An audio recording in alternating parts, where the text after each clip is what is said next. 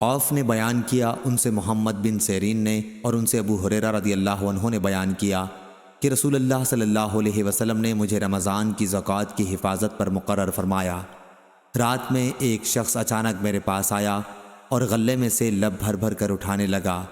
میں نے اسے پکڑ لیا اور کہا کہ قسم اللہ کی، میں تجھے رسول اللہ صلی اللہ علیہ وسلم کی خدمت میں لے چلوں گا۔ اس پر اس نے کہا کہ اللہ کی قسم، میں بہت محتاج ہوں، میرے بال بچے ہیں اور میں سخت ضرورت مند ہوں۔ حضرت ابو ہریرہ رضی اللہ عنہ نے کہا، اس کے اظہار معذرت پر میں نے اسے چھوڑ دیا۔ صبح ہوئی تو رسول کریم صلی اللہ علیہ وسلم نے مجھ سے پوچھا، اے ابو ہریرہ، گزشتہ رات تمہارے قیدی نے کہا کیا تھا؟ میں نے کہا، یا رسول اللہ، اس نے سخت ضرورت اور بال بچوں کا رونا رویا، اس لیے مجھے اس پر رحم آ گیا اور میں نے اسے چھوڑ دیا۔ آپ صلی اللہ علیہ وسلم نے فرمایا کہ وہ تم سے جھوٹ بول کر گیا ہے، ابھی وہ پھر آئے گا۔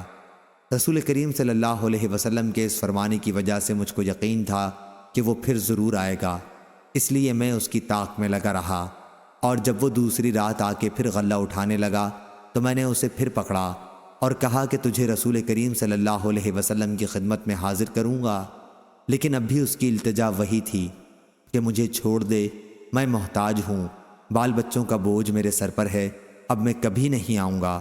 مجھے رحم آ گیا اور میں نے اسے پھر چھوڑ دیا۔ صبح ہوئی تو رسول کریم صلی اللہ علیہ وسلم نے فرمایا، اے ابو ہریرہ، تمہارے قیدی نے کیا کہا؟ میں نے کہا، یا رسول اللہ صلی اللہ علیہ وسلم، اس نے پھر اسی سخت ضرورت اور بال بچوں کا رونا رویا جس پر مجھے رحم آ گیا، اس لیے میں نے اسے چھوڑ دیا۔ آپ صلی اللہ علیہ وسلم نے اس مرتبہ بھی یہی فرمایا کہ وہ تم سے جھوٹ بول کر گیا ہے اور وہ پھر آئے گا۔ تیسری مرتبہ پھر میں اس کے انتظار میں تھا کہ اس نے پھر تیسری رات آ کر غلہ اٹھانا شروع کیا تو میں نے اسے پکڑ لیا اور کہا کہ تجھے رسول اللہ صلی اللہ علیہ وسلم کی خدمت میں پہنچانا اب ضروری ہو گیا ہے، یہ تیسرا موقع ہے۔ ہر مرتبہ تم یقین دلاتے رہے کہ پھر نہیں آؤ گے، لیکن تم باز نہیں آئے۔ اس نے کہا کہ اس مرتبہ مجھے چھوڑ دے تو میں تمہیں ایسے چند کلمات سکھا دوں گا جس سے اللہ تعالیٰ تمہیں فائدہ پہنچائے گا۔ میں نے پوچھا، وہ کلمات کیا ہیں؟